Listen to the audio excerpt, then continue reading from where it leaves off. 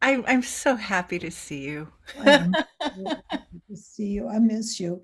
And it's not the same when we all get together. It's too crowded in the room, I right? know, I know. I didn't get to hear your voice. Just seeing you one on one is spectacular.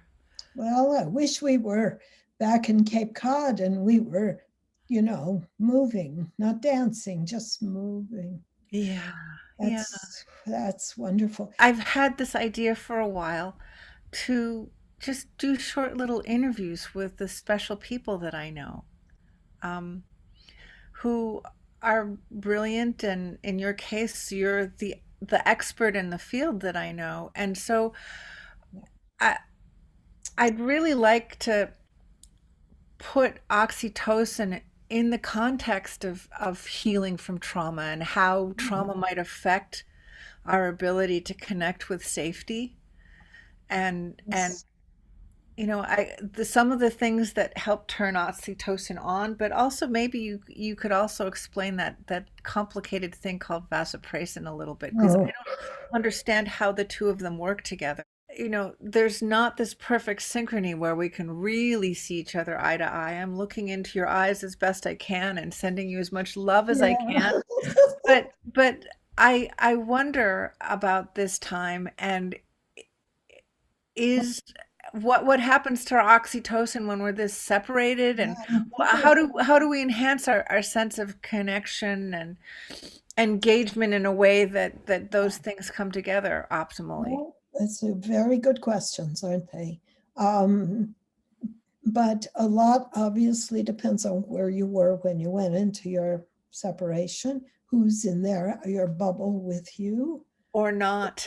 It's, yeah, or not, but especially if it's contentious. Yeah, yeah, People, I think the people really suffering are those who are isolated with someone they aren't getting along with. yeah. That has to be hell on earth. And I don't know if some of them may come out closer, but I kind of suspect there'll be a lot of divorces, um, or, consensual go your Separations, own yeah, way, yeah. because it's hard to get along with other people. And a lot will depend on how frightened they are, as Steve would say, their threat level. So Steve's been writing recently some insightful things that have an oxytocin backstory. He talks about humans as the only species that can convert threat to safety, that have the cognitive ability to do that. And he's probably right.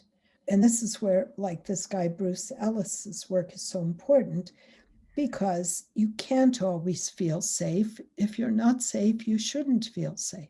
Right, You right, should be prepared to run away. right. So in these papers, actually, Steve coined this term, immobilization without fear. He wrote a paper.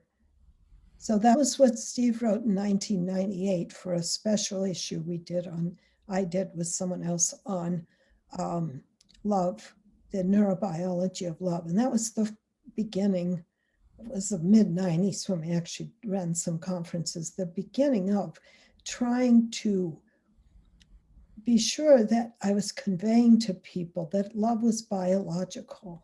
It's Yeah, not just cognition or right, consciousness, right, but it allows consciousness, right. it allows cognition, it allows language. There is nothing.